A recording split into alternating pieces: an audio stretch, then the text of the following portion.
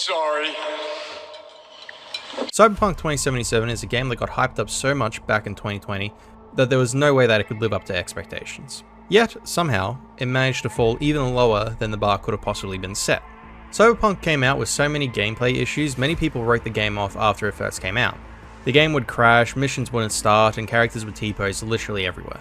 The game received so much backlash, it wouldn't have been surprising if CD Projekt decided to throw in the towel and try and sweep the game under the rug. The controversy was so popular that the New York Times even covered when CD Projekt offered refunds to players who were disappointed. It was a massive controversy. However, against all odds, Cyberpunk 2077 lives on and has developed a loyal and dedicated fanbase. Before we get too far in, let me give you a quick rundown on what this video will cover in which order. The first section will be dedicated to the history of Cyberpunk's production and the history of the Cyberpunk franchise.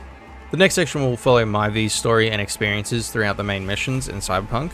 Obviously, because there is multiple choices and endings, I'll be following the route I went throughout this playthrough. I played this V as more dedicated to the sole goal of surviving. I'll do the story in 4 chapters. After each chapter, I'll do a breakdown of characters and world elements throughout. After the Phantom Liberty chapter, I'll do a breakdown on characters and how they react to different endings throughout Cyberpunk. I will also cover philosophical questions the game brings up, as well as what characters represent and their ideology. And finally, I'll also be covering gameplay features and things that have changed since the game first originally came out. At the end, I'll also be talking about how Cyberpunk, against all expectations, actually beat the odds and why it's still going to this day. Got all that? Great, and if not, you'll figure it out as we go. Also, if you enjoyed this video and you want to see other video game essays, subscribe, let me know what you think, and what else you'd like to see. Hey guys, this is Future Cameron quickly chiming in here. As you can probably tell, this video was meant to be a one-parter. It kind of grew out of hand very quickly, so it's now turned into a 2-parter. This section is going to cover more of the story elements. I will be basically covering everything all the way up to the Phantom Liberty ending and breaking down other endings and how they impact other characters in Cyberpunk 2077. Part 2 is going to then cover the rest of the stuff that I mentioned earlier in this video. However, there will be some added bits and pieces throughout. Also, as an interesting side note, this video will be released just a little bit after my birthday, so if we're able to get to 500 subscribers for my birthday, that would be amazing. Anyways, I'll let past me continue on this video, I suppose. Anyways, let's roll the intro, shall we?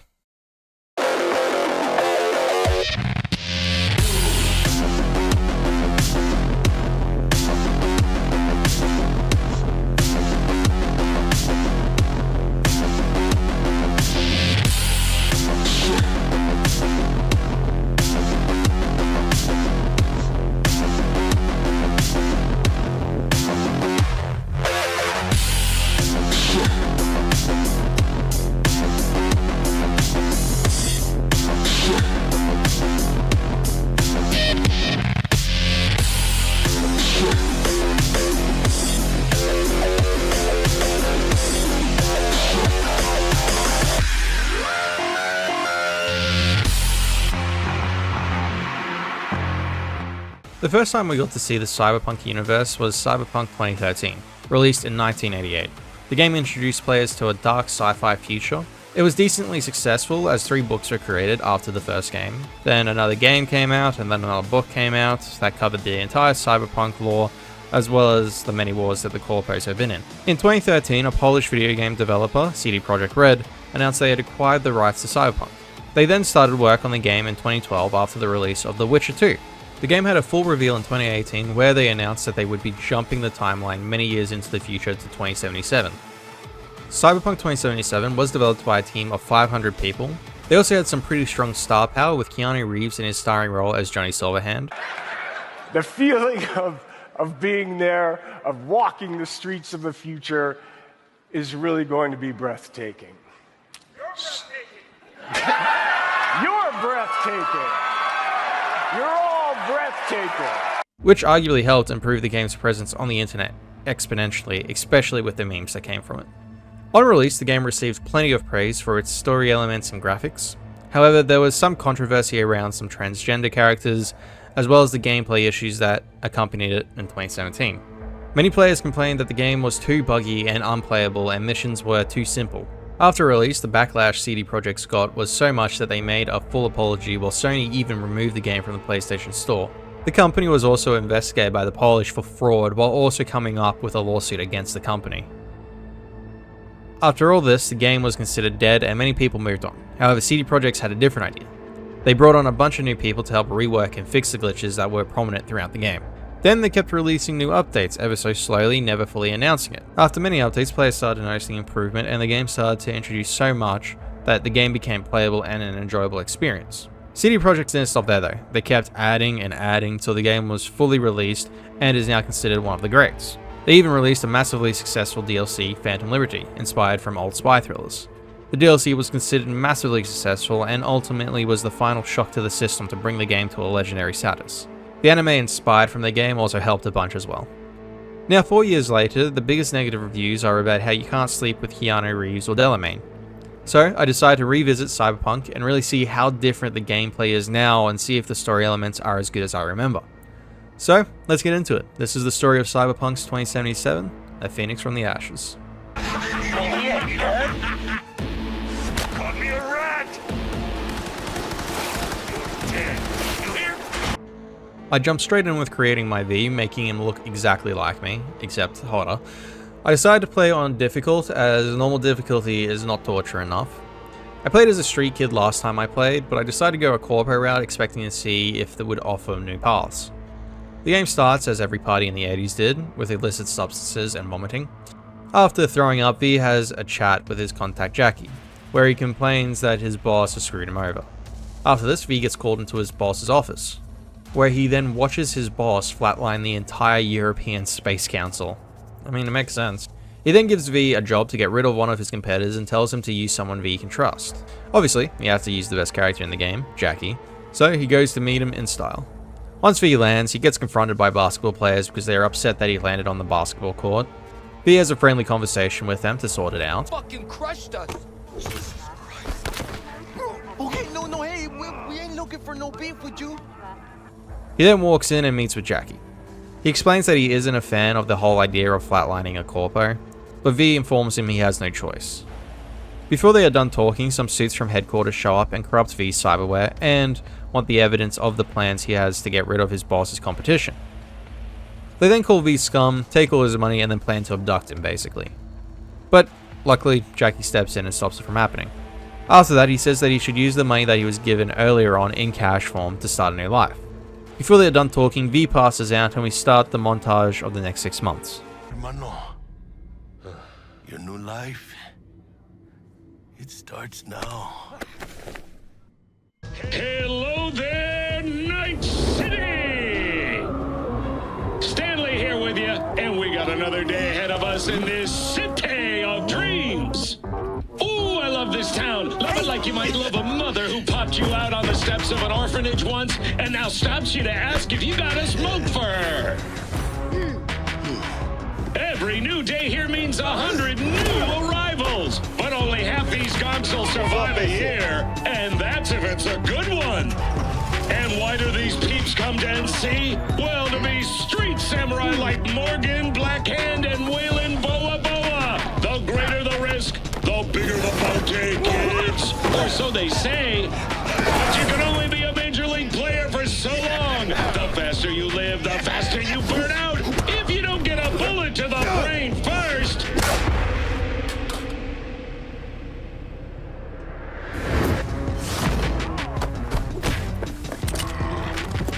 NC's legends. Know where you'll find most of them? The graveyard. Matters not where you're from. Matters not where you start. What matters here is the walk you walk. In Night City. The city of dreams. V builds a strong relationship with Jackie in those 6 months, as we cut to them on a job to rescue a corpo. While on the job, a man busts through the wall like the Kool-Aid man, but he is no match for V. After a successful job, they head off to go back home, yet in the process get attacked. However, they deal with it pretty quick. The next day, V meets up with Jackie. Jackie lets V know that he got him a job with a guy named Deshawn that will pay well if they prove themselves. After this conversation, they then go to Victor's, a Ripper doc, so he can get rid of a virus they caught on the previous job, as well as get some chrome. Victor's one of the boys though, as he lets V take the chrome without having to pay straight away. After this, V meets with Deshawn. After a little questioning, Deshawn says V is chill and they can work together. He lets V know that he can meet up with the client as well as get the piece of military tech that they'll need for the job that has already been paid for. After this chat, V decides to speak to the client first, known as a woman named Evelyn. She lets him know that she's been sleeping with Yorinobu, a very rich and powerful man. He's very high up in Arasaka, one of the biggest companies in the world. She informs V there's a chip that she's after, which they find out where it is after using a BD Evelyn captured thanks to her friend Judy. We also get to meet Atom Smasher for the first time in this clip, a man who is more machine than human. They talk about the plan, and the plan is basically to sneak into a secure hotel and retrieve the chip themselves. After this, V gives Stout a call, a woman working for Militech, another prominent corporation in Cyberpunk. She isn't a fan of handshakes though. They talk and she's a bit aggressive, but they come to an arrangement.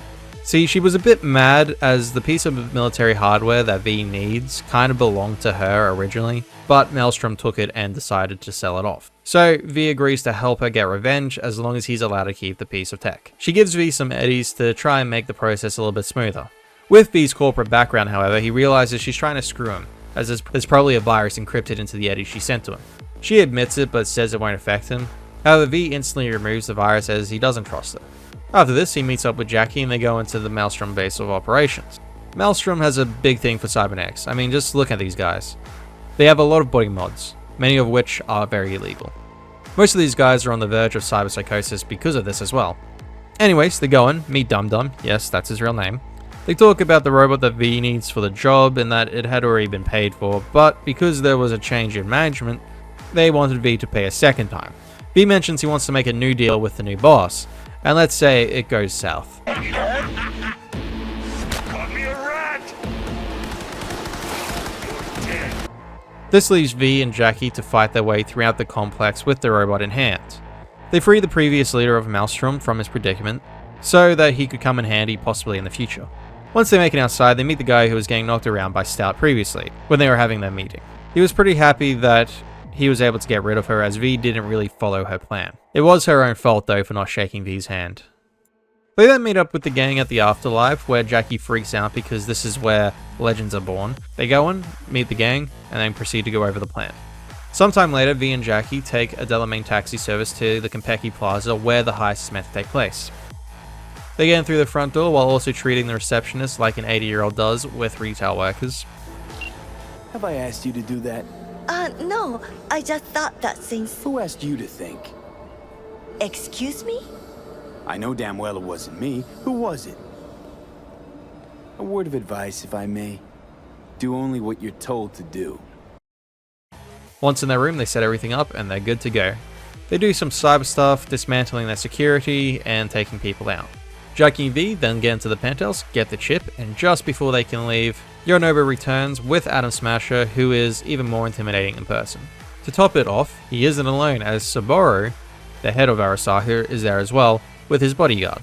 They hide in his TV, and well, they watch some daddy issues arise.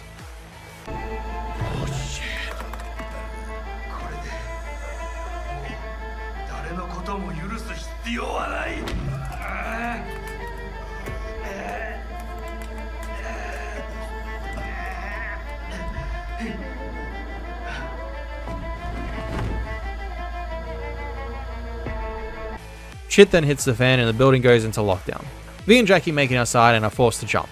They make it to some temporary safety, but Jackie isn't doing so well. Even with his injuries though, they manage to fight their way down to the parking lot. They jump into Delamain and get out of there, nearly getting crushed by Atom Smasher in the process. They get to the meetup location, however Jackie flatlines while looking into V's eyes. V sends Delamain to drop his body off to his family, while he goes into the meeting spot to meet with Deshawn.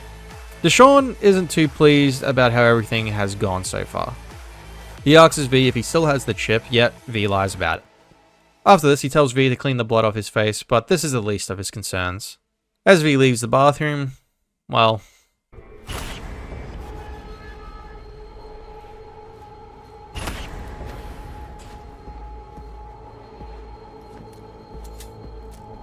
Can't risk it, V. Remember our first convo?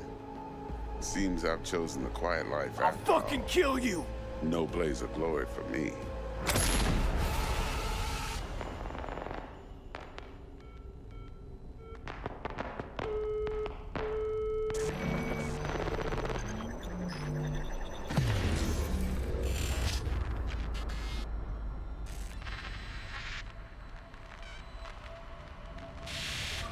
Okay, let's talk about the intro. The customization of your V is okay, however you can only really modify your face and not your body, which is a little bit of a shame. The three options for your life paths are alright, however there was definitely more effort put into one out of the three, which I'll go into more detail at the end. Jackie was a great character, and his impact was felt throughout the entire game long after his death. He embodied loyalty, ambition, and the harsh realities of life within Night City.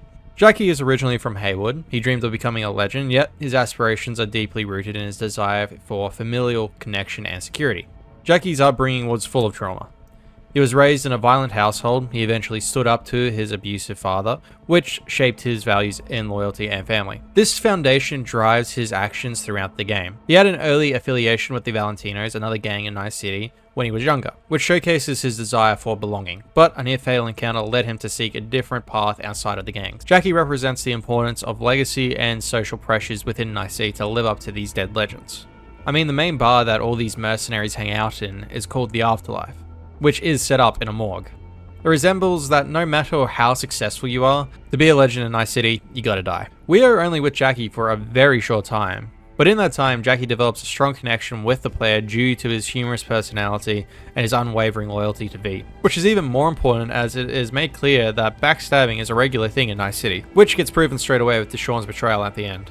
The game does a great job of building a strong atmosphere. The world is bright and colourful, yet dark and miserable. Characters will mention this a lot later on. Night City is beautiful to look at from a distance, but living there isn't the same.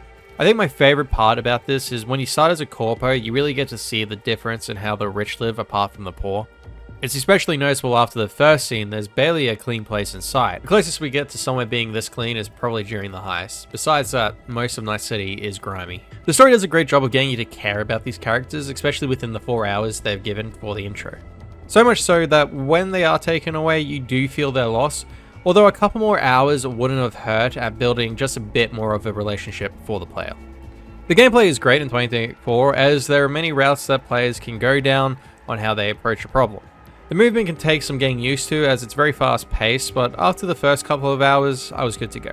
I'll cover more of the gameplay features after the story segment. On to the second part. Wake the fuck up, samurai. We have a city to burn.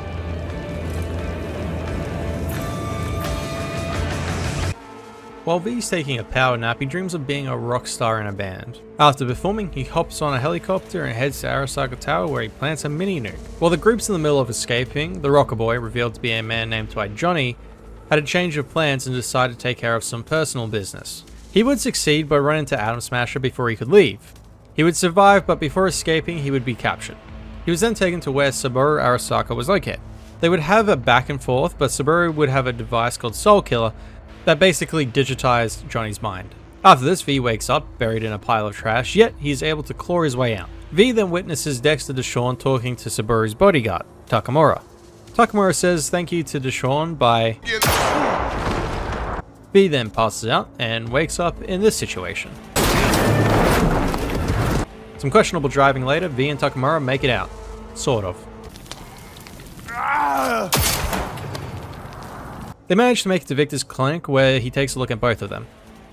He is surprised V is still breathing, and V is surprised himself when he wakes up. Victor informs V that his dream of planting a bomb in Arasaka's tower wasn't a dream, it was a memory from a man named Johnny Silverhand. That experience that V had was him reliving Johnny's memories. He also informs V that the chip that he put in his head had Johnny's engram on it. It repaired V's damage to his brain, however it didn't stop there. Victor informs V that he's basically screwed, and within a couple of weeks V's brain will be fully overridden by Johnny's. V doesn't take it well, but there's nothing he can do. Later that night, V talks to Jackie's girlfriend Misty and apologizes about Jackie's death, letting her know that he spoke highly of her and regularly. After she leaves, we meet Johnny and, well, he isn't too happy. See you never, asshole. Now like that. Stick some iron in your mouth and pull the trigger. After a rough sleep, V meets up with Takamura. He tells V Evelyn won't be able to help, even though she put him on the job, and that they should go after the guy who engineered the program. However, he is missing. V mentions he's going to hunt down the guy who engineered the program. Takamura laughs and says he hasn't been able to succeed, so V probably won't either. And with that, he leaves. After this, Johnny pops up. He mentions that he's sorry and he actually wants to help now. He mentions that V should go talk to Rogue, an old friend of his. as she'll have the contacts they need. V begrudgingly agrees, and they go to see her. With Johnny's help, V is able to convince her to help him, after he pays a heavy amount of eddies though. She then sends V to meet up with a nomad named Panam, who owes her. V meets up with this mysterious woman and she's a bit aggressive, but eventually she agrees to help as long as V helps her get her ride back. Some hijinks later and they ambush the guys who stole her vehicle and take back what's hers. The duo then head to the lion's den and take revenge on Panam's previous partner that screwed her over. After this, they head to the meeting spot and finish the job she was meant to do for Rogue. The next day she has a plan that involves overloading a power station, basically causing a massive EMP that will dismantle the carrier ship that is taking the man who engineered the program out of the city. There's a few hiccups along the way, such as sieges and a delay, but they got there in the end. However, on the way to intercept the crash site, Scorpion, a friend of Panam's, talks about going to help the survivors, not realizing it's a military convoy. After some shooting, V enters a hostage situation. After some shots, we find out Scorpion was flatlined, but we saved another one of her friends. They go after V's target, and after some conflict, they finally get their man. V celebrates and then has to stand in awkward silence as Panam and Saul, the head of her previous nomad group, have a little spat. Perhaps Panam should ask herself if she's still an Alder Caldo. After this, V takes his target, known as Hellman, to a hotel room to have a little chat. He finds V's predicament interesting, but he says there's nothing he can do. The best he could do was give V the blueprints of the engram. With that, V leaves him with Takamura so he can go find Evelyn at her workplace. V can't get in unless he pays for their services, so he does. He does some soul searching with a doll, which is basically a human that has modified their bodies so that customers can control their actions, which I'll cover more at the end of this chapter. V and Johnny snoop around and find out that Evelyn suffered from a cyber attack. They also find out that the owner of the place sent her to a sleazy and cheap Ripper doc. V then meets up with Judy, a friend of Evelyn's, that we met just before the heist. They go and meet the Ripper doc, who is horrid, but V keeps his composure. They learn that she was sold to a group creating brain dance videos of people flatlining. They both sneak into the factory and take out a few enemies to find Evelyn, and she isn't in good shape. V then picks her up and gets her out of there. They both find out some more information by accessing her memories. They also find out that the Voodoo Boys could be responsible for the attack as well as who hired her to get the relic in the first place. So V finds his way to the Voodoo Boys' lair where he meets a very chipper man named Placide. He explains that the Animals, another gang that believes in pure strength, have set up shop in a mall in Pacifica protecting a man from Netwatch. Obviously this can't slide, so V adds another voice to his head so Mr. Chipper can see everything he does. V sneaks in, only flatlining a couple of the animals. As a side note, as a player, I got thrown around by the pack leader a lot. It is probably the point where I really felt the hard difficulty kicking in, so I eventually just snuck past. V finds the guy from Netwatch and they talk as he makes it so Mr. Chipper can't see what they are talking about. The mysterious man explains that they've put a virus in V's head and that they plan to betray him. He then mentions that V can strike a deal with him to get the virus removed. And to sweeten the pot, he'll release the 2 Voodoo Boy members that he had trapped in the net. V accepts the deal and he's allowed to leave. He then goes and meets up with Mr. Chipper again. He isn't too happy with V, and because V can't answer in time, he loses his patience. So V responds in a very mature and reasonable manner. I fucking dare you. I say, we must head under. After this, V meets Brigitte, who takes V to their little hidey hole where they shove V in a bathtub to hook him up to the net without being fried. While there, V relives more of Johnny's memories, including his relationship with a woman named Alt. After a scene I cannot show, we see Johnny chasing after her once she leaves. While talking to her and apologizing, Johnny gets jumped. Although he can hold his own, he wasn't fast enough to stop, well, this. But if there won't be another time, huh, Johnny boy? No!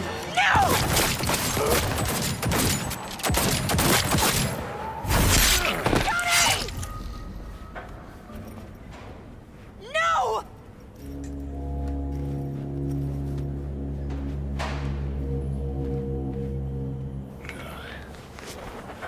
Fuck off! Let me alone! Johnny! Let go of me!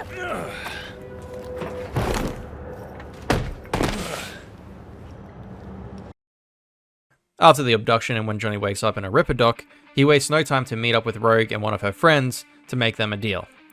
They agree, but Arasaka shows up to the club. Johnny blazes through them while the others were kind of useless. This is just a good example of how Johnny remembers things though, as he only really remembers himself being useful and doesn't remember how useful other people were. They have a little car chase, but eventually they escape where old mate won't stop shooting the car. Oh. Yeah. tower. Let's take her there. This gets better by the minute. How you want to play this? Either of you guys got a plan? Yep. Distract him. After this, we do a little time jump to Johnny in the future with his new team of misfits, breaking into a corporate tower to get to Alt. They fight their way through, eventually getting to Alt, however they are unsuccessful to get her out alive. She gets Soul Killer used on her, making her an engram, which is poetic as she is the one who created it. After reliving all of that, we get shoved through the black wall in which no one has ever returned from. After this, we see Alt appear from within the void. As a towering presence, no longer human, she pulls V back through. Alt makes it clear that they aren't alone and that old mate from Netwatch put a virus in my head to replace the one that the Voodoo Boys put in. Alt saves V but lets the Voodoo Boys perish. You cannot remain here. Old Cunningham. Joris, Yap attacking network lab. What the hell's going on? They breached our BBSs. We have nothing to do with this. Netwatch.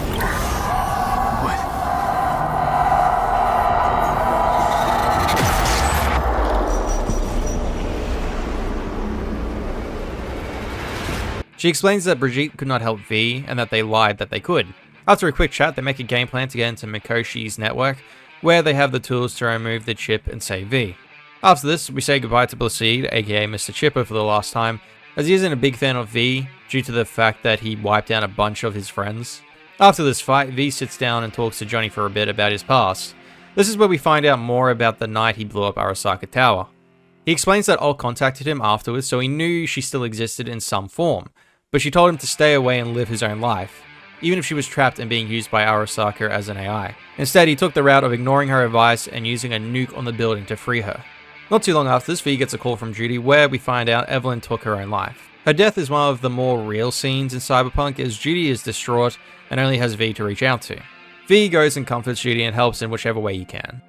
She argues with Medivac as they tell her to put Evelyn's body on ice for 3 days. Wake the fuck up, samurai. We have a city to burn. This section has some interesting points that I want to go through. First off, Johnny's part. Johnny embodies the man out of time trope. He constantly talks about the good old days and how disappointed he is that he didn't make as big of a change as he had hoped. When V questions him on this, saying that surely something has changed, Johnny points out that yeah, the tech is different, but the corporations that control people and make it impossible for anyone to do anything have stayed the same. Although he sees this, he pushes V to do what he couldn't, not realizing he's just pushing V to repeat his mistakes. He isn't a complete lost cause though, as we can see when he meets one of his biggest fans. He isn't happy that the guy is still listening to his music and that he isn't evolving and moving on. An interesting side fact for this, by the way, is that you can actually find the same guy in Johnny Silverhand's flashback, thanks to Red for helping me find this information. As much of a pain Johnny can be at times, he sticks to his beliefs, which is respectable. This can be seen with the simple fact that if he was to take over V's body and mind, he would just be as bad as Mikoshi and other big corporations, taking over other individuals' minds and corrupting them. This is the reason that he changed his mind on taking over V's mind. In this decision too, he's ultimately decided that he's willing to die twice for his beliefs. This is also the first sign of him actually growing more emotionally attached to V. As if V wasn't the person he was, Johnny would arguably have no need or desire to spare V's life. He probably would have gone through with his original threat. However, V proving himself by taking on dangerous jobs and sticking to his beliefs is a respectable thing for Johnny.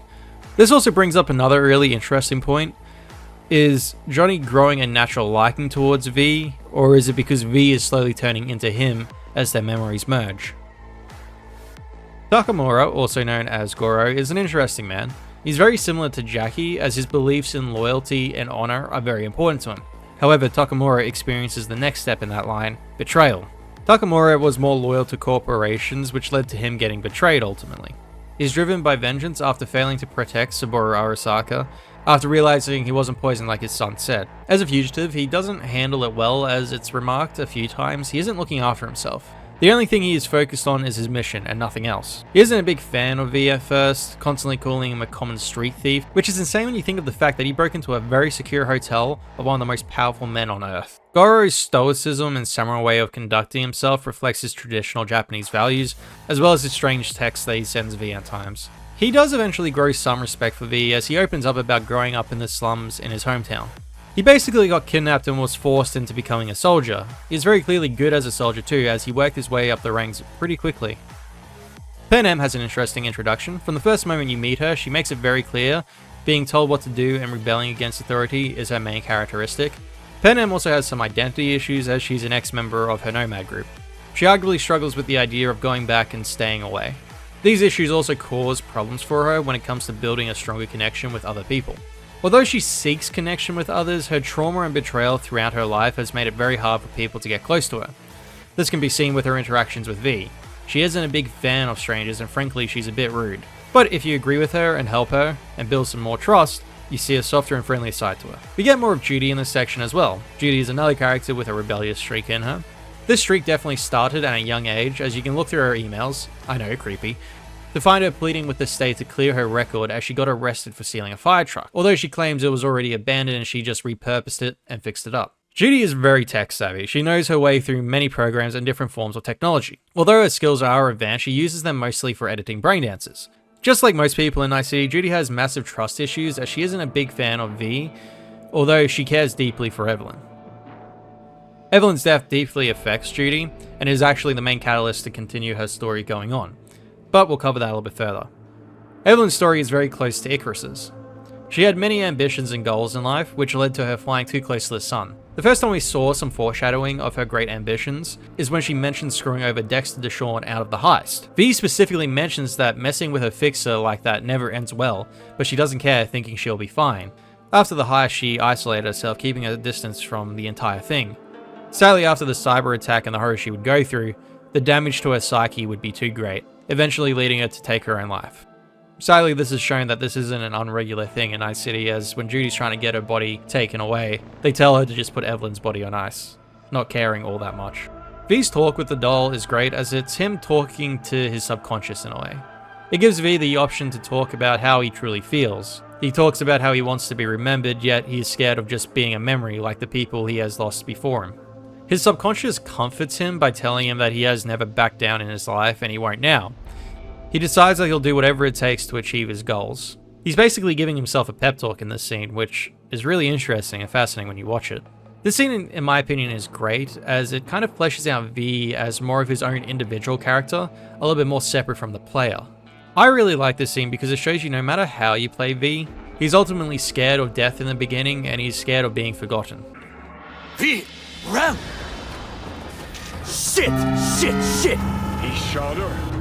Well, now we're really fucked. Before we go much further into the story, I want to talk about Jackie's funeral real quick. The ceremony serves as a way for V and the player to reflect on their time with Jackie, and it emphasizes the themes of loss, family, and honoring the deceased in a world that can often feel cold and disconnected. It shows how deeply Jackie's passing has affected not just V, but also those who loved him, including Misty and Mama Wells. Especially with Misty and Mama Wells, as they don't like each other in the beginning. It gives V the option to give these two grieving people a chance to build a connection from one they both lost. Everyone saw Jackie as a grinning charmer who saw the good in everyone. Everything. But they were wrong. Jackie Wells was a hell of an ambitious chum who never gave up, and whose drive cost him his life. But he did in life what he said he'd do. Reach for fortune and fame. No fear in eyes or heart.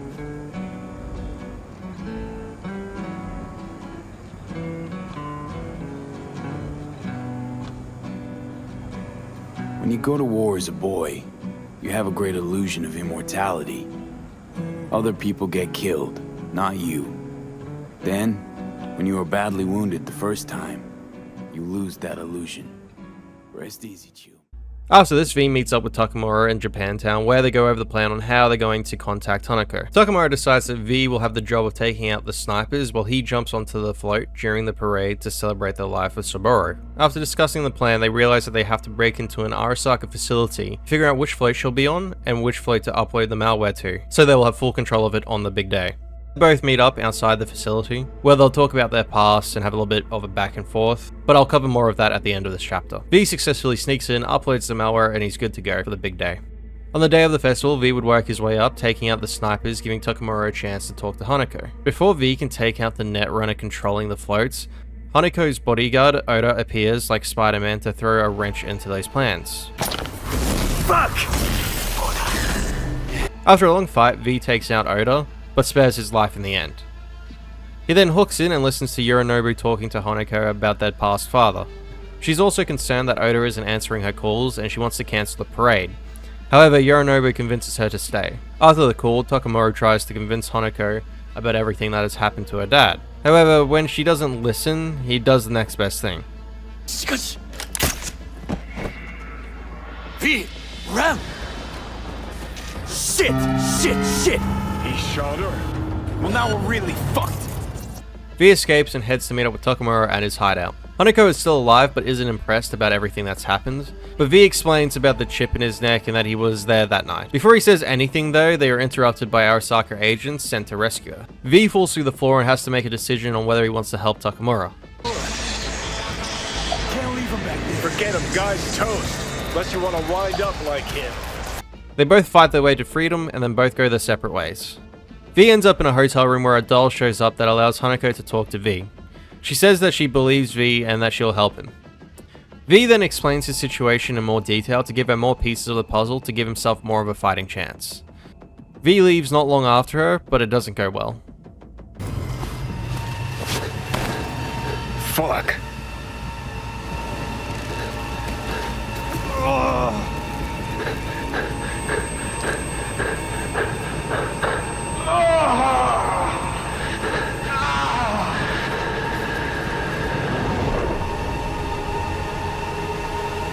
After this, V wakes up to see that he's ended up at another hotel in Pacifica because Johnny wanted to show him something.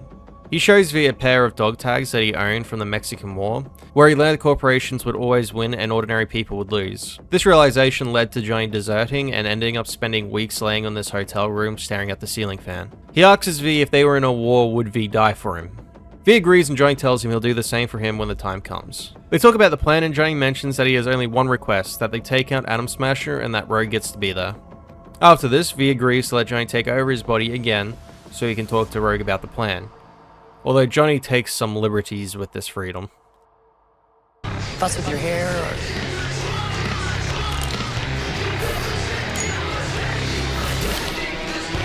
Fuck, it's good to be back. Never knew you'd got off somewhere.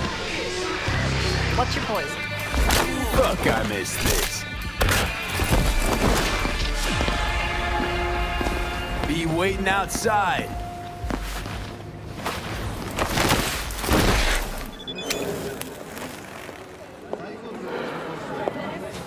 You waiting for me? Let's go back to my place.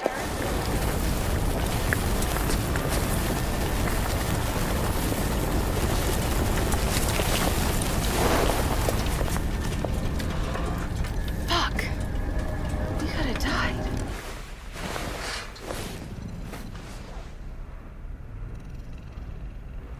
Unbelievable, that bastard's somewhere in your head.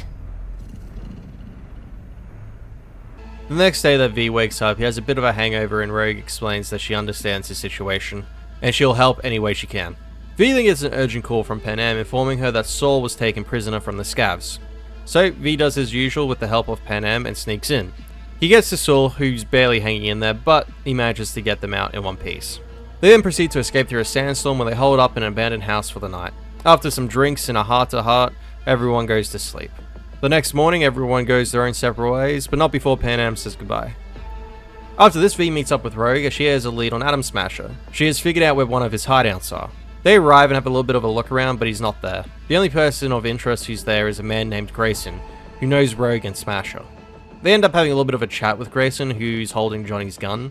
He mentions that Smasher gave him the gun as a gift, and that Smasher is long gone. Smasher was promoted to the head of security in Arasaka Tower. During this conversation, he also mentions where Johnny's body was buried. After they had gotten everything they needed, they were done with him. Don't want a damn thing from you. Good. One dick spurt less. After this, V heads to where Johnny's body is buried so that Johnny can process where his body ended up. This is where Johnny opens up a bit more, but I'll cover more of that in the analysis after this chapter. But I'll show a quick clip of it now. Most people I thought were my friends.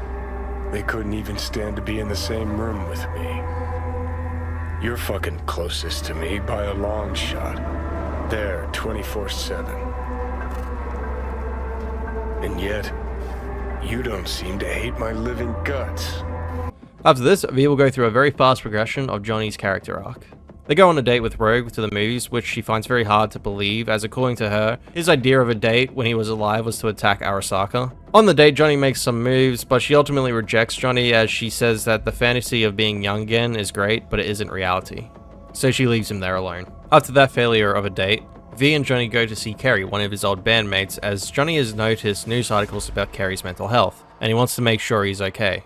Although Kerry isn't too happy to see Johnny at first, he ultimately is very pleased. Told you to leave Samurai. Go your own way. Clearly I was right, as I often am. Johnny fucking Silverhand. Fuck. I mean, how? Surprise. Motherfucker!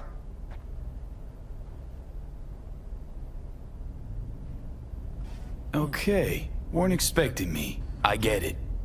Oh fucking contraire. Been waiting 50 years to do that. They chat and catch up, and you can see that Kerry is struggling.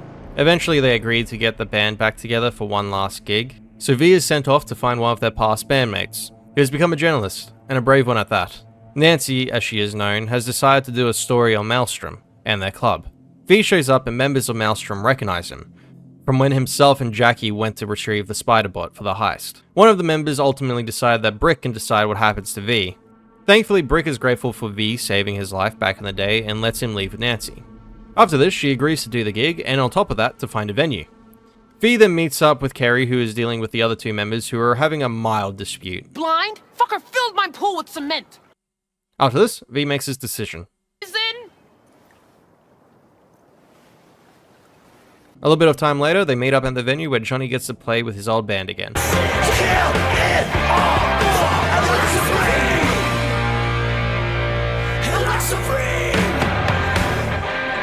This seems to give Kerry the closure he needed from Johnny, as he says that he wouldn't want to do it again after that performance. The next day, V meets up with Pan Am to help her with the train heist to get a tank. The team consists of only V, Pan Am, and the veterans, as they're trying to do this heist behind Saul's back. After a little bit of bonding time, they successfully complete the heist. After the heist, there's a little bit of an argument between Pan Am and Saul, due to the fact that Saul specifically told her not to do it, but it's nothing that she can't handle. Fuck! Just shut up already! Do you want to serve corporations forever? Fine, go right ahead. In that case, we'll leave the basilisk as a souvenir of what this family used to be. After this, we do some side jobs until we hear back from Pan Am. The tank that was stolen has been fully assembled and is ready to go, so she invites V to hop in and take it for a test drive. After blowing some stuff up, some adult things happen. After that though, they are interrupted with the fact that someone shot a rocket at them. It turns out that the Aldecados are under attack by Raffen. However, with the use of the tank, they are able to take them out with ease. After the battle, Saul ultimately decides that Pan Am was correct about the tank, and that they should lead together. Because from this day forward, you will lead this family by my side. I will what? I wish to do this properly, but fine. Have it your way. I was wrong. You were right. That's the truth. May it never happen again. But I made a mess of so many things. You said... I know, but I changed my mind. Pan Am decides to have a celebratory drink with V, in which she invites him to stay. However, mid-conversation... I'll think it all over. I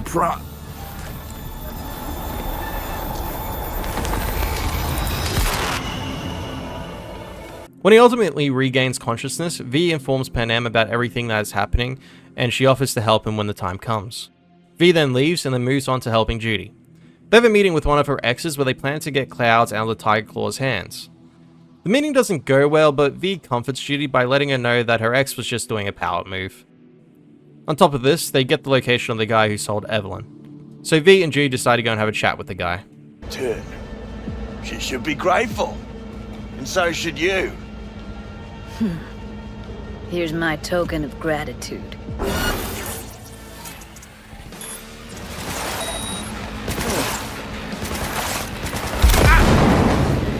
Let's get out of here. A few days later, V gets a call from Judy to come over.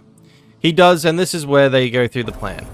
Judy explains that she has created a program that makes ordinary people, well, talented.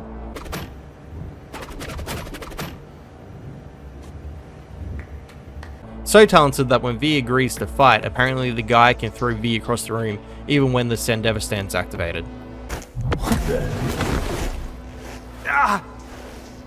This program was made so the dolls have the ability to take over the Mox and use that as a bargaining chip. They plan to break into the head of the club's apartment to scare him into submission. In this way, they don't even have to deal with the heads or the Tiger Claws. So they have a game plan and it's time to enact it. But before this though, after everyone leaves, he confesses to Judy that he's dying and it's due to the heist that Evelyn set up. Just a day later, V meets up with Judy at the apartment where he has to work his way inside, taking out the guards along the way. Eventually V makes it to the room where the target's meant to be. But instead he finds Judy's ex hosting not just the owner, but the heads of the Tiger Claws as well. This is where we find out Judy's ex plans to take charge of the Mox and become the new owner. However, V doesn't let this slide, eventually causing the meeting to end in a bloodbath. Especially because Judy's ex decides to try and end V. Judy doesn't take it well, but accepts that what is done, and she needs to take some time for herself. A few days later, V meets up with Judy to go scuba diving where her old town was. The place got flooded and destroyed a few years ago. During this, she talks more about her past, which I'll break down in the next section, and she also saves V's life after he collapses in the water. V, please! Oh, thank fuck. You're alive. After this though, Judy confirms that she's planning on leaving Night City and there's nothing left for her there. Waiting outside. I offered her some tea. You kidnap Hanako Arasaka and offer her a cup of fucking tea. Yes, she respectfully declined. Takamura is one of my favorite characters in Cyberpunk 2077, and this is where we wrap up most of his story. Takamura viewed V mostly as a means to an end. In the beginning, he cares very little about V and is only focused on getting close to Hanako so he can expose the crimes of Yorinobu. Takamura is a character that no matter how hard he tries to do what he believes is right, it never goes well. A big problem with Takamura is his loyalty to Arasaka, which can be seen when he talks about his childhood. He mentions he was taken from his hometown to become a soldier. To him this was a gift, as he thinks he would have been nothing without Arasaka. This is why he's so loyal even after he was framed. He believes that even if he can prove what really happened, they'll welcome him back with open arms, not realizing that even if he is successful, they will most likely flatline him so that they never have to worry about this happening again. He is normally a very calm character, but you can see how desperate he is when he gets mad at V for reckless behavior. Yet when his meeting isn't going well with Hanako, he goes to the extreme of darting her and taking her into a hideout with no warning to V or for very little concern for V's safety. When the meeting with Hanako gets interrupted, if V goes back to save him, this is the moment in which I believe Takamura realizes that he doesn't have to be solely loyal to Arasaka. Now, this realization might take him some time, as years of brainwashing is a bit hard to remove. However, it can be seen with one of Phantom Liberty's endings, which I'll go into a little bit later at the end. But this is the start of his changing mindset. This can be seen with the fact that Takamura mentions that he doesn't know why V came back to help him. This kind of implies that Takamura would have left him if he was in V's shoes. But in V coming back for Takamura, it shows him that he doesn't know everything, as V could have left him if he wanted to. He had gotten everything he wanted already. But he didn't. This lowly petty thief, as Takamura calls him, came back for him, out of loyalty and possibly friendship. But this question's a bit hard for him to dismantle because to him, loyalty and justice are one and the same. And you plan to grab the basilisk how? Thanks, V. Haven't said I'd help just yet. Okay, let's go talk to the rest. Through Panem's story, you see more of her anti-authority worldview with how her relationship with Saul is. She constantly challenges anyone who tries to impose control over her. This is especially evident in her strained relationship with the Elder Carters, where she openly disagrees with Saul's decision and chooses to leave the group rather than to conform to what she feels is outdated or wrong-headed ideals. However, she is torn, as obviously they are her family, and leaving your family isn't always easy. She left because she had issues with the leadership of the group, however, the family aspect is the reason she eventually returns. Her rebellious streak also comes in handy when Saul is abducted, as she is the only one willing to go after him. This shows that although she doesn't like Saul's decisions, and that she views him as scared and weak in her own words, she still cares. Her conflict with Saul is also due to the fact that he struggles to communicate his gratitude towards Panem's efforts, even when they're directed towards saving him. After Saul's rescue is when we really get to see her opening up more towards V. It is the first time we get to see Panam joke around and be vulnerable. However, even after this, she doesn't trust V, not fully anyways.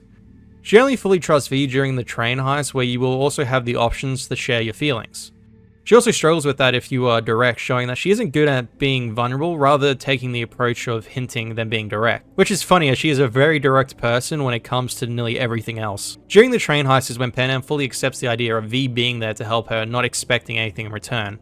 Also, after the heist, you can see that she has decided to stay with the Aldecados. She's going to do what is correct for the group, even against the leadership. This rebellious streak eventually pays off once the tank is built, and after some fun with V in the tank, they eventually save the Aldecados from being wiped out due to the fact that they had the tank. Her decision to disobey orders eventually saves them. This act of defiance also eventually shows Saul the error in his ways, and he accepts that he needs Panam's help and input. He also accepts that Panam isn't just being selfish or greedy, she truly wants to help the clan survive. This doesn't mean they'll ever fully get along though, far from it really. But they're family, and to them family sticks together. Panam is one of the hardest characters to form a bond with when it comes to Cyberpunk 2077. However, this is why she is such a great character. When you finally build a relationship with Panam, it feels earned, unlike some of the other characters in Cyberpunk. Her character is also one of the very few that actually feels like they have their own life, separate from V, in a realistic manner. I think a big part of this is with how fleshed out the characters are around her. We spend a little bit of time with the Aldecados, but there are many side missions where we can help them out, whether that's helping get a liver for a wounded member or helping them make a deal with the scavs, or to drive Scorpion's body off a cliff. These side missions revolve around the clan and thus building a relationship with the clan and, in return, Panam, making them feel like real living people.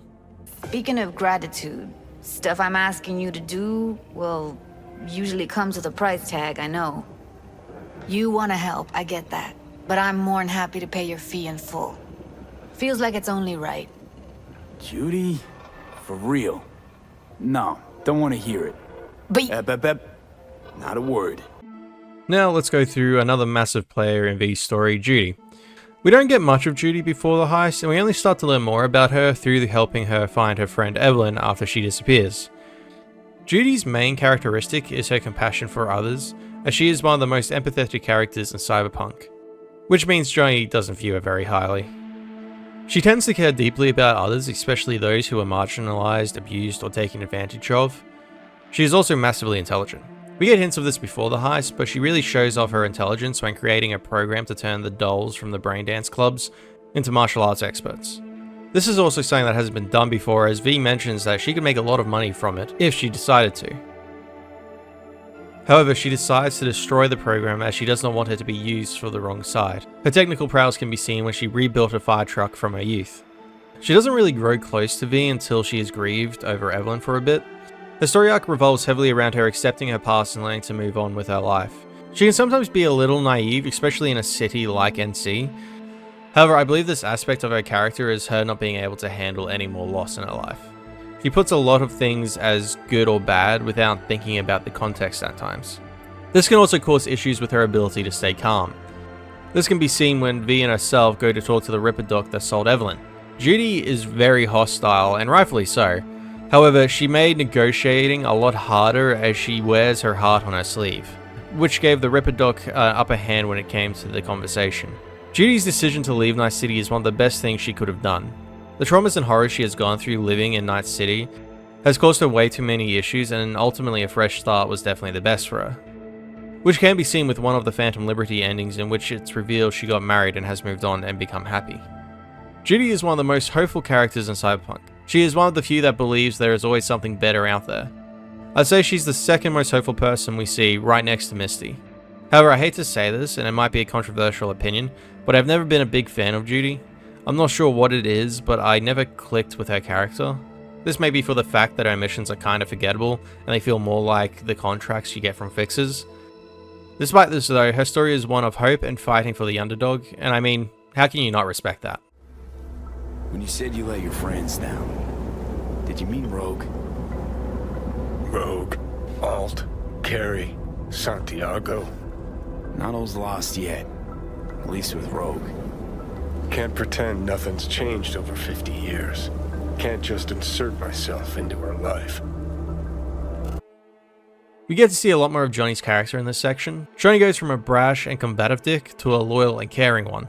Johnny is very pessimistic, viewing nearly everyone they meet with disgust and disdain. He trusts nearly no one. The only people he trusts is Rogue and eventually V, but only because he's with V 24/7. This isn't hard to see though, because he was used in the corporate war when he was younger. He doesn't talk much about it, but war isn't pleasant for anyone, especially a pointless one. After the war and trauma he has gone through, he proceeds to go through even more after one of the few people he loved, Alt, is abducted while he gets some mantis blades through the back. You know he cares about her as he breaks into a tower where she is being held by Arasaka. The loss of Alt arguably was the final piece of straw that broke the camel's back. Johnny cared little about his own life when he ultimately decided to attack Arasaka. He also cared very little about the others he did it with as well. Now, yes, he did do the nuking to help Alt, but a part of him was definitely doing it for his hatred of the Corpos. This also shows that his vengeance against Arasaka isn't just for what they did to him, but for Alt as well. Johnny regrets a lot of his past, but he ultimately regrets what happened to Alt the most, as this can be seen in the ending where him and Rogue go and attack Arasaka themselves in the final mission. Just as he plugs himself back in, he apologizes to Alt for what happened to her. V's relationship with Johnny evolves significantly throughout the story. In the beginning, Johnny looks down on V, seeing him as nothing more than a vessel for his own agenda. He refers to V as the meatbag or the dumbass, and acts like they're little more than a means to an end. However, as V shows loyalty, takes on dangerous missions, and proves themselves, Johnny starts to trust V and grow affection for him. The moment where their relationship finally reaches its peak is when Johnny takes V's body to the hotel room he stayed in after he deserted the war. Johnny opens up to V about his time in combat in the war and the things he experienced. In this conversation, we get more of the human dimension to Johnny. It shows that his aggressive and rebellious demeanor was born from a deep sense of loss and disillusionment. Ultimately, in my playthrough anyways, Johnny admits that he will do what he views is right and let V live. We also get glimpses of him trying to hold on to the past with his relationship with Rogue. He tries to go back to the way things were, but he is the man out of time, while everyone has moved on. Well, nearly everyone. We get to see more of Johnny's softer side when it comes to Kerry, his former bandmate. Johnny definitely plays down how much he honestly cares. However, when he meets up with Kerry, you can instantly see how close of a connection they had, as Kerry recognizes his playing of the guitar instantly. Through the conversation, Johnny realizes his disappearance most likely caused Kerry a lot of issues with abandonment. It's another person his death hurt, so he agrees to get the band back together for him to try and get him out of his slump. He also stresses the point that the gig is for Kerry, showing what really matters to him. However, he would be lying to himself if he says it means nothing to him as well. It's a way for both of them to get closure while also giving Kerry the confidence to go back to his roots and go after what he wants. As time goes on, Johnny's involvement in V's fight against the system becomes more personal, as he becomes emotionally invested in the idea of seeing V succeed. Seeing V break free from the toxic grip of Arasaka is what matters to him, even if it means his own death. Johnny's willingness to sacrifice himself for V becomes more apparent as he realizes that in the beginning he was just fighting to avenge his own death, but now he's trying to save another life. He wants to make sure that the fight isn't in vain, that the people who come after him have a fighting chance to keep living.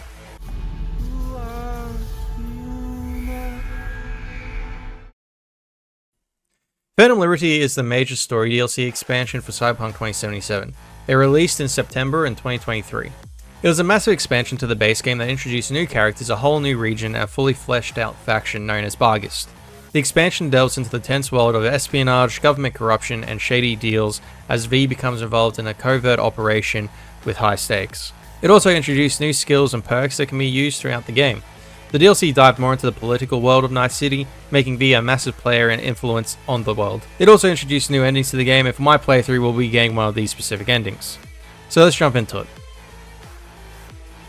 After V gets a strong reputation in Night City, he gets a mysterious phone call from someone claiming that they could help him. V decides to check out this mysterious lead, but Johnny kind of doubts it. They go to a place called Dogtown that is independent from the rest of Night City, so much so that the Night City Police Department can't even gain access to the area. It's run by a man known as Kurt Hansen, an ex-military member turned crime lord, and a successful one at that. I mean, the guy owns a whole section of the city where no one can do anything about it. When V arrives to the front of Dogtown, he has one of his reoccurring episodes, but this time, it's worse than usual. When he gets put back together, he meets Songbird. She claims to be able to help him. Then, we have one of the coolest moments in the DLC, in my opinion. Think she's fucking with the relic. How in the... All true, Johnny. But don't you fret. They're both safe. Nah, fuck off. Both of us on the biochip protocol at once can trigger shocks for V, like you just saw now. Gotta cut you off. What? For your safety, for V's safety. She then explains after suppressing Johnny that she is a netrunner and she needs V's help to save the president as her ship was hacked and it's been taken over. V then sneaks his way into Dogtown going through the underground garage. After this, he appears in the black market of the town. After some light shopping, V works his way up to the roof so he can get a better view of where Songbird and the president will land, but things don't go the way they're meant to. V, the president! You have to... Songbird! God damn it! Holy shit! Shit! Fuck me! Ugh! Oh. Okay. Got this. Save the president. Sure. No fucking problem. V fights his way to the crashed ship and finds most of the people on the ship didn't make it. Well, except for the president that he graciously decides not to punch.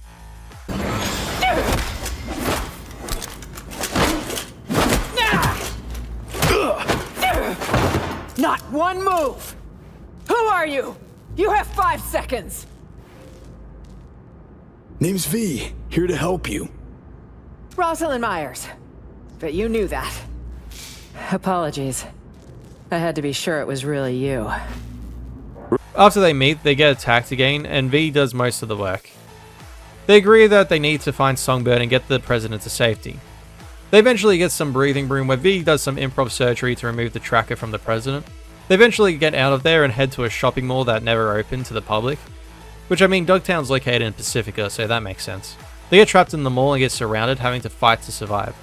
Luckily, Songbird takes control of a chimera, which it does help until, well... What? Oh god, what?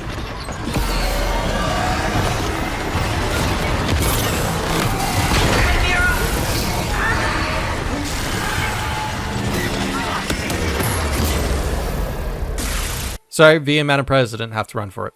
They make it to a dead end where V lets the president take the elevator down while he takes the fast way down. Oh, shit! You wanna play rough? Gonna get rough.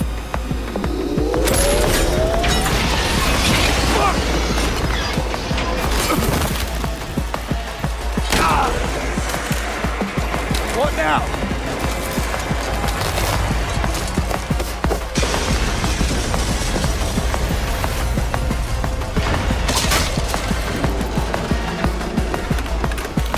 Oh shit, not good.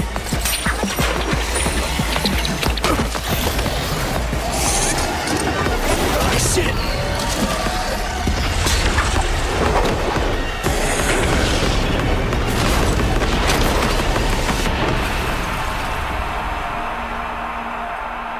President and V end up finding the Chimera, and they eventually succeed. V,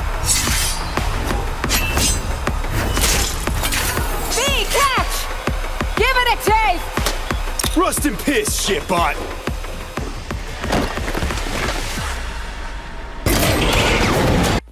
They make it to an underground tunnel where V talks to the president about Songbird and the potential of her getting fried. The president disagrees, but Johnny's pretty sure she didn't make it. They make it to an abandoned hotel and they find a place to hold up for the night. While V gets the generator working, Johnny makes it very clear that he doesn't trust any of this, especially because they have figured out that the whole situation definitely happened due to a mole within Washington. Once the power is fully set up, they have some guests. We get a hint of the president's more violent trait come through as she just wants to start shooting straight away. But V prefers to talk about it first. Eventually they come to an agreement and share the place. The next day, the president tells V that he needs to meet up with a person named Reed, an undercover agent. After going into more detail, she then explains that V is now an agent for the NUSA. She then asks if V wants to do the oath to make it more official. V mentions he won't because he can't pledge his allegiance to something he doesn't believe in. Which, if you pay close attention to her reaction, it makes it very clear she isn't too pleased with this, but she lets it slide. Johnny agrees with his decision as he mentions that V is a lot wiser than he was back in the day. After this, V gets contacted by Mr. Hands, a fixer who deals heavily in Dogtown politics. He mentions he's not sure how V got in, but he mentions he made some fake credentials for him so he can come and go from Dogtown as he pleases. V arrives to the place that holds the phone that he needs to contact Reed. He calls the number with a little help from Johnny.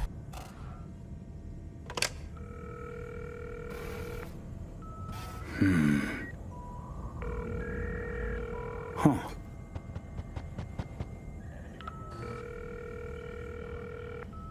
Oh, come on. Answer. I'll have a double cheeseburger while you're at it. He gets a meeting address from Reed, but that's about it. At the basketball court where we're meant to meet Reed, we have a little chat with Johnny, and mid-conversation we get a little surprise. Politicians, military runners, intelligence operatives, and Colonel Hanson for dessert. All the rotten fish in one fucking barrel, this dog town. Don't turn around. Eyes on the court. Reed isn't really trusting, but V survives the interrogation while also impressing Johnny with his ability to negotiate. After Reed pulls a Batman disappearance, we meet up with him at his Thornton and we get to talk to him a bit more, although both are guarded. V then gets Reed to the President and he informs V that he'll get the President out of there. After this, he informs V that he's no longer needed and that he should go do other stuff for a bit. A couple days later, V gets a call to meet up with Reed to plan a rescue of Songbird.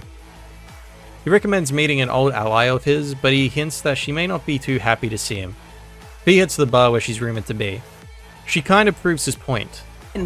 7 fucking years in this shithole, 'cause of you, Solomon Reed.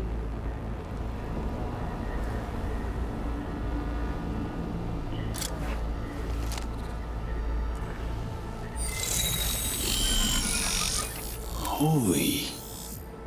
Sol ain't getting it. Maybe you will. Hey, what the hell? Relax. Just want to talk this through. There's some debating, but eventually she agrees to help if she can have a long vacation after their operation. Which V agrees to, as it's the least he could do, seeing Reed is the reason she was stuck in Dogtown for 7 years. After this, they talk about how they're going to find Songbird. They mention a netrunner who might be able to help, known as Slider. His character to me is one of the most interesting to me, as he's blind. Which is strange, as in the world of Cyberpunk, being disabled is rarely, if ever, seen, as someone born with a disability can just go see a Ripper doc.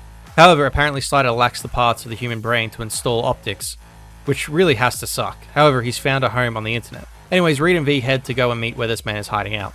They sneak their way through the Voodoo Boys' hideout, where they eventually meet Slider. Slider doesn't fully trust V, as V was responsible for Brigitte being wiped out. However, Reed eventually convinces Slider to help, begrudgingly of course. Slider then hooks into V's head to have a look and see what else he can find. Slider mentions that Songbird was using the Black Wall to communicate with V. This is very bad, as the Black Wall is what keeps rogue AIs out of the main net that everyone uses. If anything was to happen to it, it could end up wiping a lot of people out and destroying a large amount of technology. Slider then eventually agrees to go looking for Songbird through the net. They restore connection with Songbird, but only get a quick chance to talk to her, so she gets straight to the point. She tells V that she is being held in the Black Sapphire and that they will need to sneak in. After this though, things don't go well for Slider, but Reed doesn't care.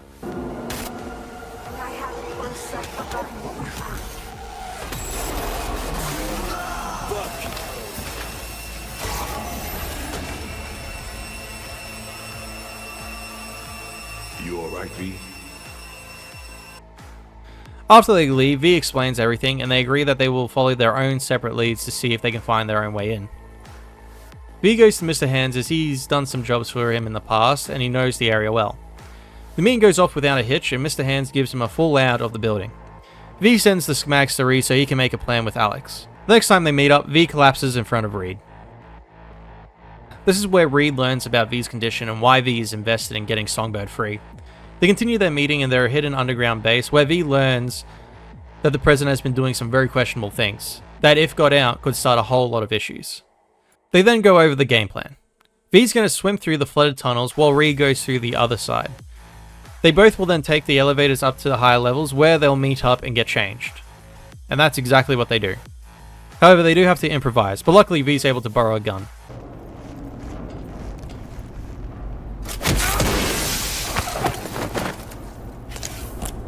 Drop the sniper. V then uses the sniper to help Reed navigate through the floor without being noticed. When they meet up, V gets dressed up in an interesting suit and they go and enjoy the experience of the high life. The party is definitely surprising and really shows the disconnect of the high life of Dogtown compared to the chaos of the street level. V wanders around a bit searching for Songbird until he finds her at the second floor. Her appearance is definitely a little bit different as she has a lot more chrome in person. And in return, she's surprised to see Reed there.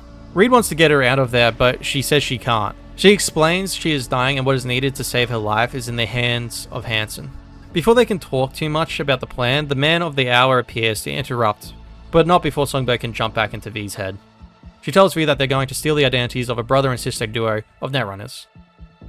V asks questions about the situation, but she deflects by saying it's a charade, and they don't have time to go through it all. When V meets up with Reed, he explains how the identity theft is going to work. They're basically going to get an imprint of their target's personality traits. Reed mentions they'll do it together, so V only has to focus on one. V then gets paid by the government to go gambling. When V gets there, it doesn't take much to start a conversation, as the sister is very forward. He orders them both a drink and starts talking to them, but Reed never shows up. He has a few close calls, but eventually gets a full scan of both targets. So V has to take care of it himself, even if it involved risking all of his eddies. But he won in the end.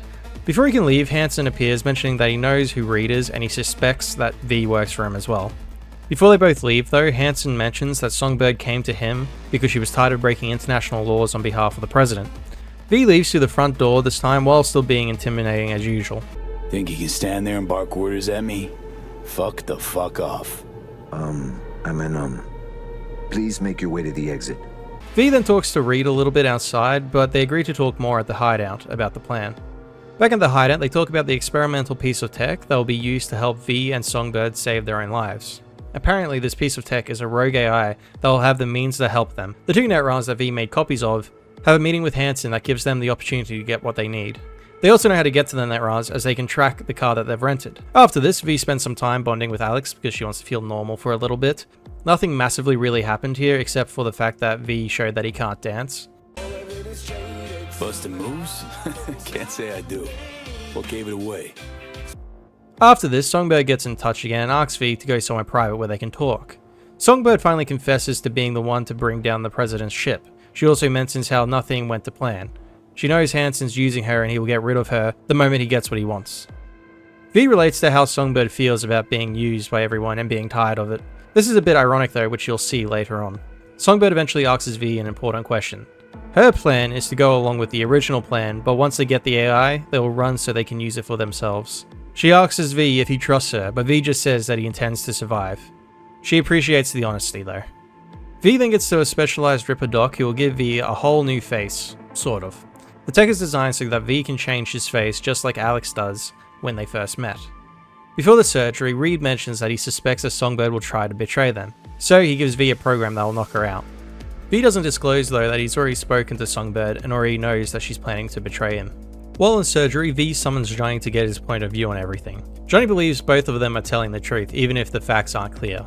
Songbird wants to survive and Reed wants to serve and do what he believes is right. When V asks what Johnny would do, he isn't very helpful. What would you do in my shoes, Johnny? I am in your shoes, dumbass. For every gonk choice you make. But I can't do dick. But honest to God, V, not fucking around? I don't know. Got no goddamn clue. V's facial morph implant is ready to go and there's no time to rest. He then goes to find the twins to get them just before the meeting. When V eventually finds their vehicle, he hops in the trunk of their car to wait for them. The twins return and V hides and listens to what they're doing. Sadly for the twins, they try to fight off V's hack, but V's too good for them. When V gets them back to the meeting spot where Reed and Alex are waiting, well... Whoa. What in the fuck? V is a little annoyed at not being filled in, but accepts that he can't change anything and moves on. They get the access codes and activate V's new implant, which I gotta say is pretty cool. He also takes note of the fact that it doesn't just change your face and voice, it actually changes your biochemistry. After a quick test run, they head to the meeting area. When they get there, they walk through the compound playing their roles perfectly. Hansen arrives and instantly starts testing them. However, Hansen doesn't catch on, even if he's suspicious. Songbird is ready to go with the AI and V goes down to help. She gets it open and all they need is the access codes. Then V has to make a big decision, whether to betray Songbird or Reed. But he ultimately decides to stick with the person in the same shoes as he is. After they get the AI, Songbird shows off her impressive hacking abilities by taking control of the entire stadium. And well, it is impressive. Status, everything alright?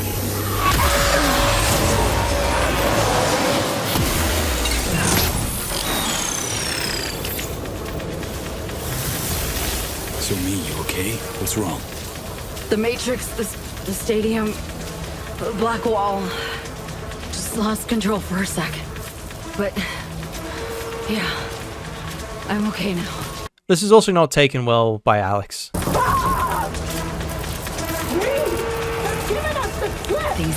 This is also where V stops calling her Songbird and starts calling her by her real name, So-Mi. Both V and So-Mi escape, with a little bit of a hassle, but nothing that they couldn't take care of.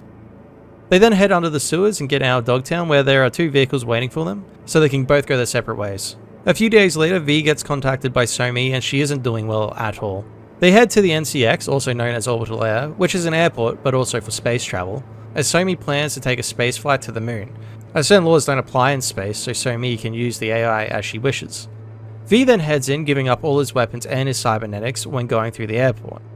He manages to sneak in, hack and subdue every obstacle in his way, until he is able to get to the roof, where he then helps So-Mi up, although it does take some effort on his part as V is still dying.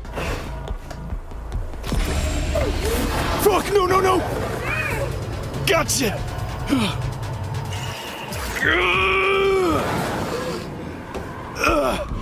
You're here. Here. Too fucking close. Next time?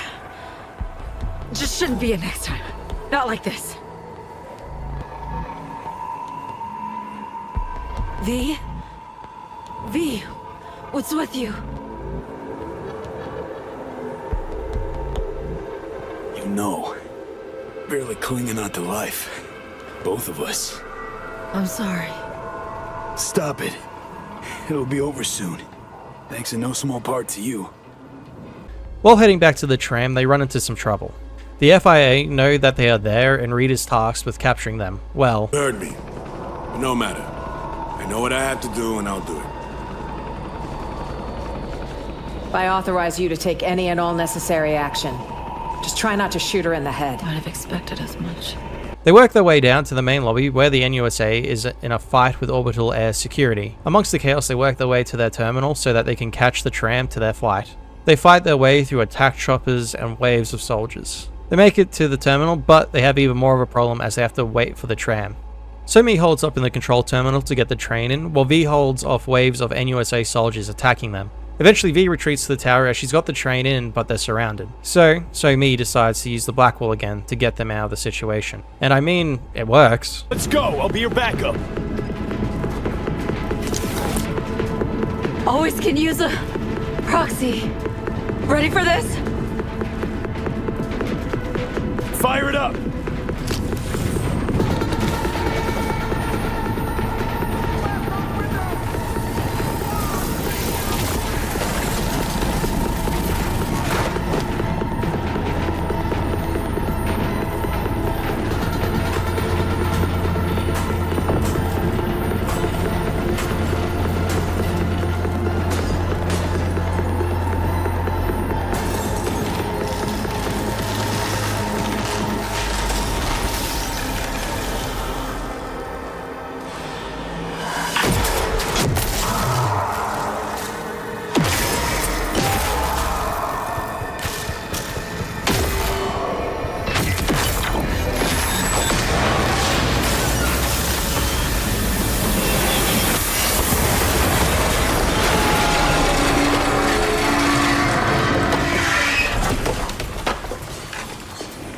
After this, So-Mi is in bad shape.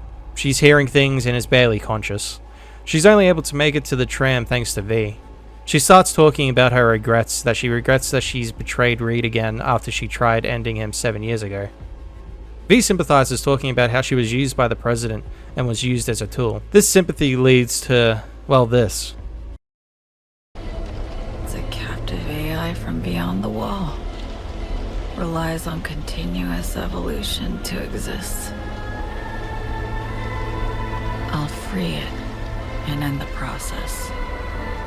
It'll then execute my commands and disintegrate irretrievably. Whoa, hang. What about me? Not obvious. You'll fight on. Keep looking. You're stronger than I am, V. Stronger than anyone else I know. fucking serious? I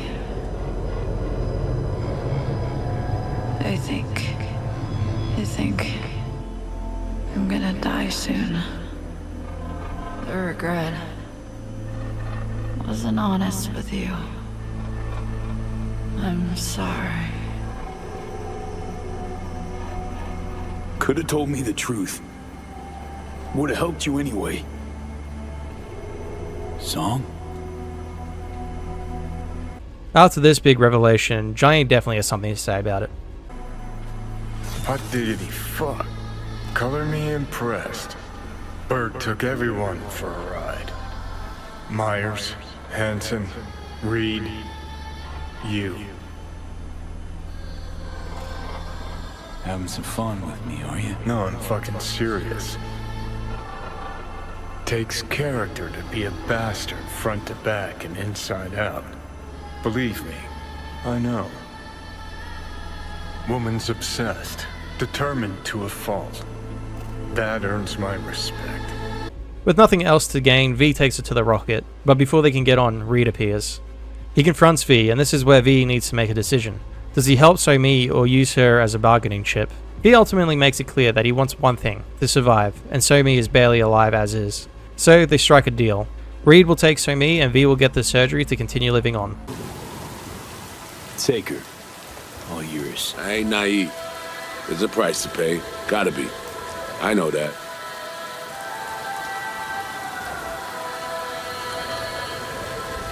Want just one thing. To survive. Live on. A little bit later, Johnny and V are sitting at the water. Johnny feels bad for So-Mi as he points out she had some of the worst luck, which he isn't wrong about. She didn't get a choice in the matter as Reed forced her to join the NUSA, and she was forced and used her entire life. She wanted to be the best just like V, but they both paid the price at the end of the day. A few days later, Reed gets in contact with V to inform him that his treatment is ready to go. V then heads to the roof near Victor's clinic where he takes a seat and gets ready to call Reed. When there though, Johnny asks V not to do it. He wants to find another way, but V wants to survive, so he calls. While waiting, he texts Pan Am and Victor to let them know he'll be gone for a month and a bit. While they're leaving Night City, V gets them to open the door so he can have one last look before his surgery. So Johnny and V talk one last time, and I'm just going to let it play out because I could never convey how impactful this scene is. Glued to our principles, you and I. Think that's what I respect most about you. Sticking to your guns. Good to hear. No telling what we'd have achieved if we really put our heads together. No pun intended. I've got readings spiking. Strong emotions. Let's do this. We want your brain burden-free. Never know how stress might affect it.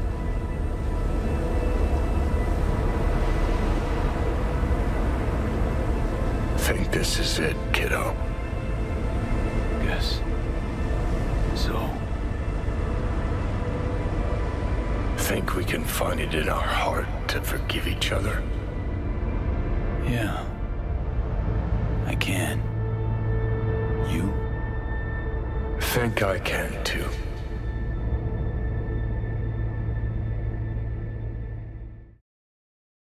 V has flashes of his memories come through while under surgery. Memories of Pan Am and Victor flood in, but ultimately he pulls through the surgery at the end of the day. When he wakes, Reed is there waiting for him. After some small talk, Reed breaks the news that the surgery didn't go as planned. V will never be able to use his cybernetics again, as if he did, he would burn out the moment he used them. There was also one other thing. You were out for 2 years.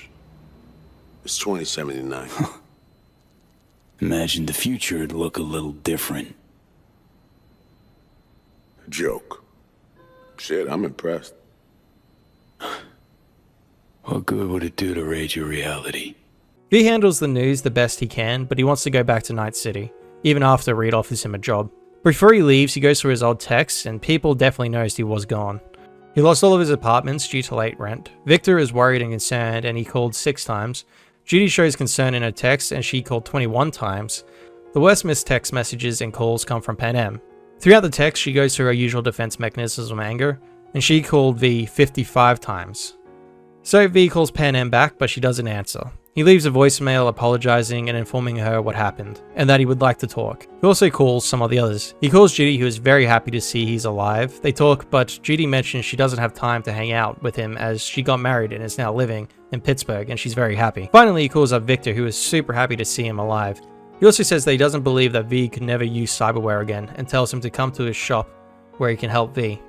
So with that, V takes his first flight back to Night City. The city is a lot darker and more depressing since V was last there. Most of the city is run by Militech, as Arasaka eventually fell, as Yorinobu couldn't run the business efficiently. When V gets to the old street and Victor's, everything is different. It's darker and gloomy, and Misty's shop is no longer there. Instead, it's replaced by a Zetatech network clinic.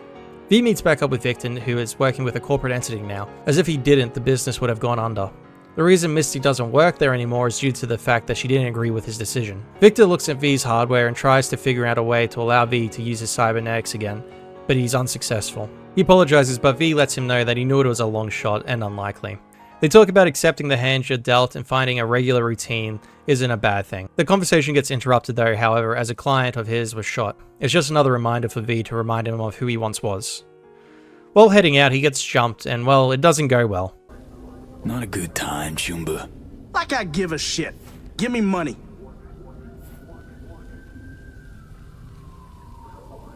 Piss off, or your brains fry to a crisp. I don't know about this. Go on, hack away. Give it your best shot. Nothing? Thought as much. Booyah!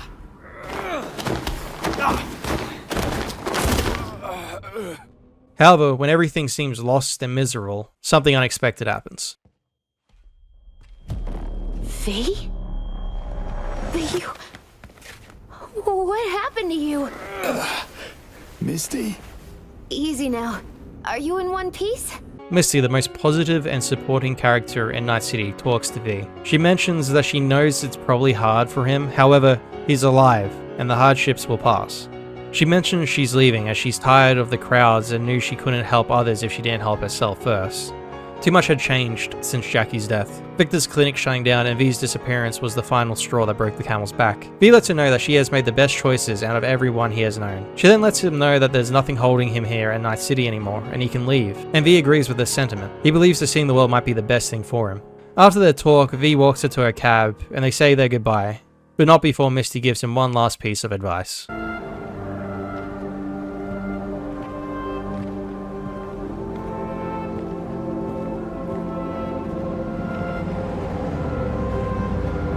So, till we meet again, I guess.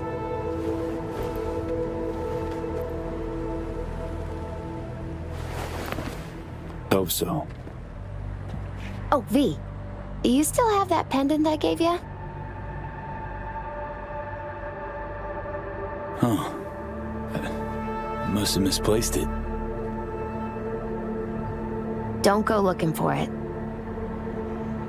Doesn't matter anymore.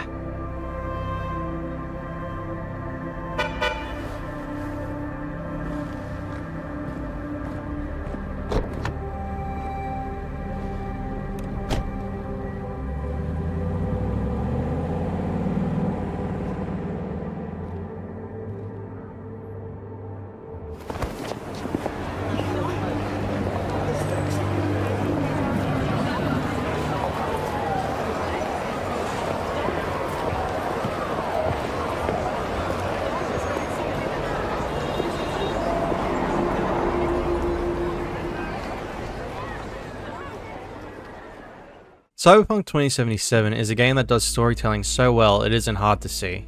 There are 6 main endings which players can get throughout their playthrough. Now through this playthrough, I obviously went the route of completing one of the Phantom Liberty endings, where V gets healed as I played him as a person willing to do whatever he could to survive. I have heard people talk about this ending as the worst possible one for Phantom Liberty after I had completed it. However, in my opinion, it's great in its own way. Yes, she betrays Songbird, but my V informed her of his intentions of surviving, and I would have helped her if she didn't try using V as a means to an end. She knows how it feels to be used, yet she proceeds to do that to V. Anyways, in this ending, V gets a guaranteed second chance of life, without being tied to Arasaka anyways. V loses a lot throughout this story, and a lot more in this ending. It may look like it's all doom and gloom, but then we meet Misty again. Misty, in my opinion, is one of the most underrated characters in Cyberpunk. Unlike Victor, who heals the boys of Night City, her job is to heal broken spirits. Through every interaction you have with her, she's always pushing for V to keep moving forward, to never give up, and most importantly, not to fear change, but to only fear what he might change into. So it's appropriate that V runs into her. Misty is the reminder to V that he survived, and although his life may never be the same, it doesn't mean it's over. He has his whole life to look forward to, and although the past will always be there, he doesn't need to hold on to it anymore. That's why she tells him to get rid of the necklace she gifted him. It's time for V to stop looking at the past, but to look to the future.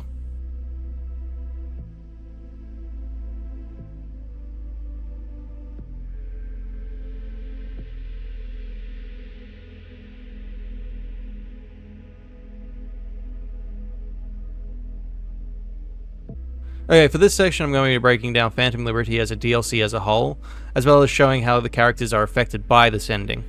I'll also be breaking down some of the other endings and what it can teach us about each character. So, Phantom Liberty as a whole is an amazing DLC.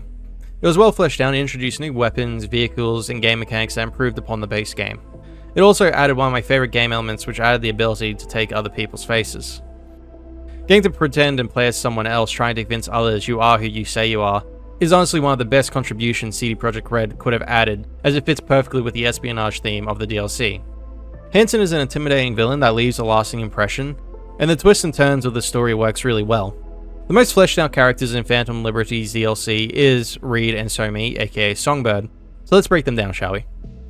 Reed is the stereotypical government agent working with the NUSA, and while he seems to be well dressed, authoritative, and professional, his motives are far from transparent. Reed has a knack for calculating the best ways to advance his own interests, often at the expense of others. His interactions with V are tense and can be a big part of the main conflict of the game. The DLC brings up what lengths will a person go to for personal survival and power, as well as what is the cost of loyalty. For Reed, loyalty is transactional. It's not an inherent virtue, but a tool to ensure survival in a world where power is constantly shifting, and alliances are fragile. His relationship with Songbird exemplifies this idea. Reed's failure to share all the relevant information with the President about Songbird isn't just a lapse in communication, it's a deliberate decision. Reed is not trying to protect the state, but rather leveraging his relationship with Songbird for personal reasons. In doing so, Reed shows that loyalty to the government or the mission can be secondary to loyalty to his own interests, as long as it serves his objective. Despite everything that V puts Reed through, Reed does eventually get what he's looking for, and in return he keeps his word to help V. He's also the one to greet V when he wakes up. He shows some genuine care towards him despite everything V had done to him. However, in other endings, Reed's one-tracked mind is clear as he doesn't really understand why V would have gone any other route. Reed is one of the most interesting Cyberpunk characters as he gives players a window into some of the shady dealings of the government, while also showing how far corruption really goes. Songbird is the most skilled netrunner in Night City and one of the most talented when it comes to manipulation. Songbird's character embodies what humans will do to survive. The moment you meet her, she is lying and playing everyone in the name of survival.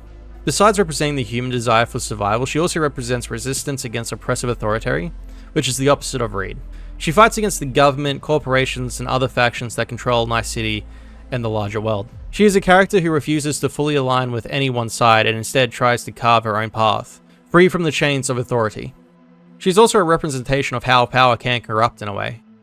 Her use of the Black Wall to achieve her goals made her extremely powerful, but ultimately led to her downfall. Songbird is a character defined by her ambiguous morality, mysterious past, and tactical genius.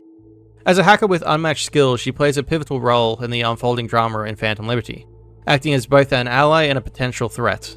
Ultimately, Songbird represents the fragile nature of trust in a world where loyalty is transactional, and survival often comes at the expense of personal integrity. We get a lot more from Johnny's character in Phantom Liberty's DLC and this ending. We get to hear more about his past with the military. He talks about how he made an oath and a pledge, and yet he doesn't remember what he was pledging to. It's really interesting because you can really see his regrets joining the war, as well as his disdain for how naive he was. You can see it when he gives V some advice, when they were waiting for Reed. Johnny goes on about how there's a carrot and a stick, and the moment V stops behaving and gets the stick, he better run. There's no if, but a when. Johnny actually shows empathy towards Alex and Reed in Phantom Liberty as well. He sees himself in them and believes their friendship and relationship will fall apart because of it.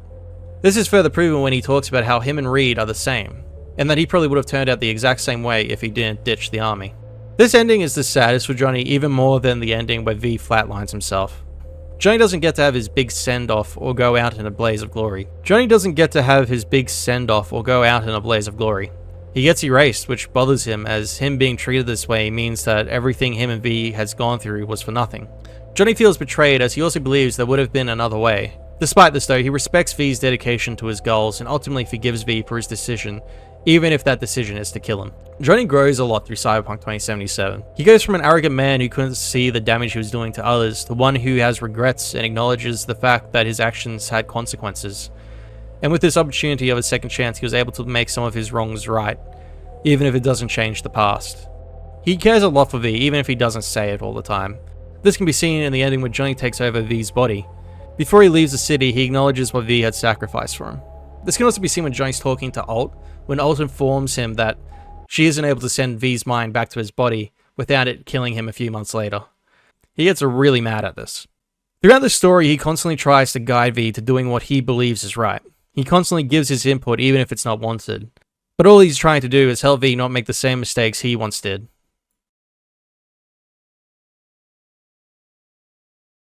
In this ending, the loss of Panam does suck. She goes from one of the most loyal people to V to someone who never wants to talk to him again. Her avoidance of V probably hurt the most out of all. I think the reason hers hurts the most is because she's the person that once you gain her trust, you don't want to break it again.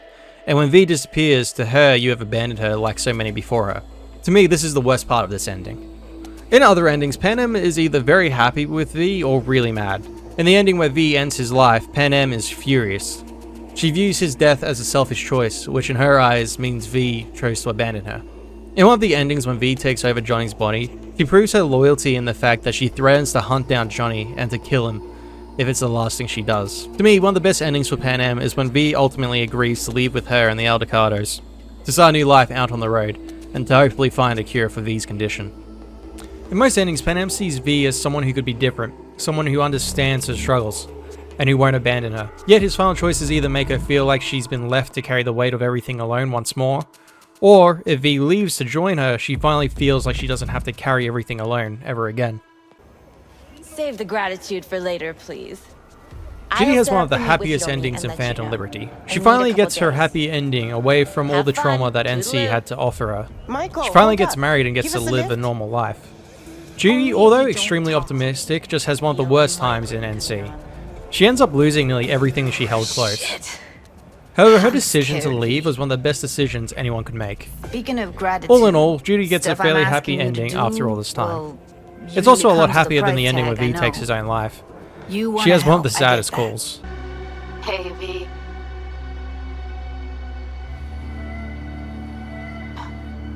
I was thinking about you the other day, and I thought I'd just give you a call. I know it's pointless, but once upon a time, people were talking to graves and nobody batted an eyelid, right? When I said I was thinking about you, I meant a lot. About everything you did. And I guess I get it. Why you wanted to leave this place once and for all. But still, V. Did you even think about, what happens when...